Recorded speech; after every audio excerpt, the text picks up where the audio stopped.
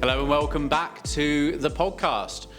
New surroundings, if you're watching this on YouTube or any of my Instagram or anywhere you might see the video, probably just listening to it. Today, I want to talk about something which is really simple that you can use your organic to help with your paid. And the example I'm going to give you, and a bit of a shout out, is to Mark at Utah Run, client of ours and a client of the ads clinic for probably the last 2 years.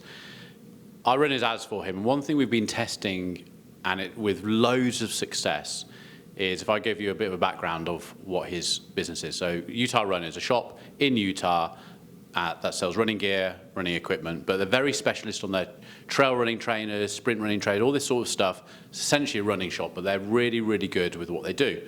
So they've got an influencer who is recording videos for them. Quite a few, I think it's like daily. It's a bit of a deal. He's local to the shop, and he's talking about the particular trainers they hold in stock, different types of apparel, gels that you can have for energy, all these sort of things, but all the things that help you, whether you're a beginner or a professional runner.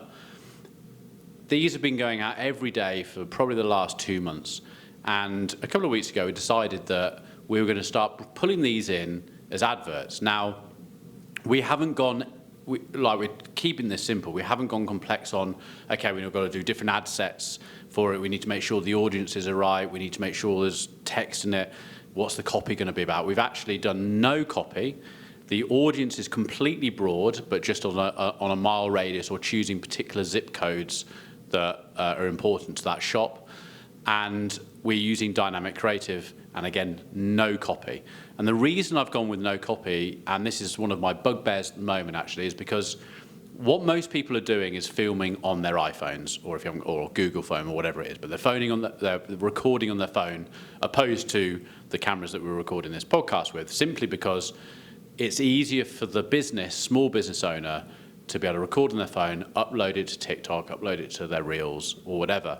Where the problem comes in then is that when you're starting to put these images or videos into Meta, and you're trying to do it for an auto placements to go on every single placement, your video as a portrait isn't going to fit as a square for the feed.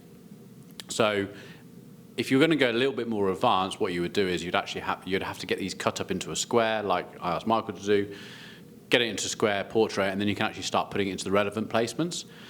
So when you're posting as a reel or onto stories on Facebook or Instagram, your text starts to come across. So if you're going to put copy in there or a headline, it starts to actually come across the video.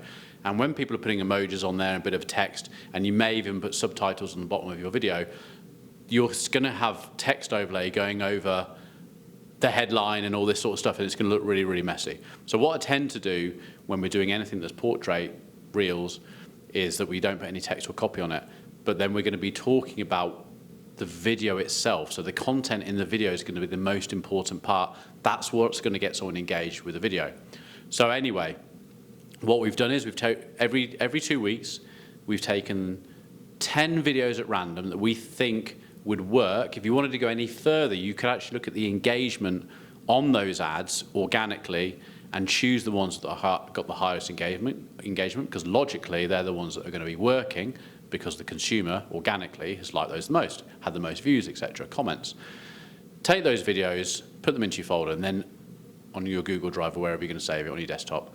And then you want to be creating a really simple campaign. You could use a tailored campaign, which I talked about in the last podcast. If you're not wanting to go in there and do a manual setup, choose your audience. If you don't want to go broad, you don't have to. This particular client has, because they want to target anyone, because anyone could have anything to do with running from 18 up to 65. They might want to go walking and wear, nice, comfortable footwear for walking. And choose dynamic creative, and just put in those 10 videos, no copy in there, press publish. We have been seeing a 3 to 4 times return every week on these videos when we're doing it. It's completely smashed every other ad we've been doing for probably the last 2 years, which just shows us that the video content that's coming through is what's engaging. The videos are engaging. to the consumer in that surrounding areas of that shop, and it's driving footfall into the shop to buy the product. And also, once people are in the shop, they're also going to buy other things other than the running trainer. So try it out. It's a really good way, whether you've got a cake shop, whatever sort of business you're doing, organically post these things, download them. If you're doing it from TikTok into Instagram, you're going to have to get rid of the watermark, and there are apps to do that. But try it out. You then don't have to get involved in the copywriting and all this sort of stuff. Let the video sell itself, get people into your shop buying your product. I hope that helps, and I'll see you in the next one.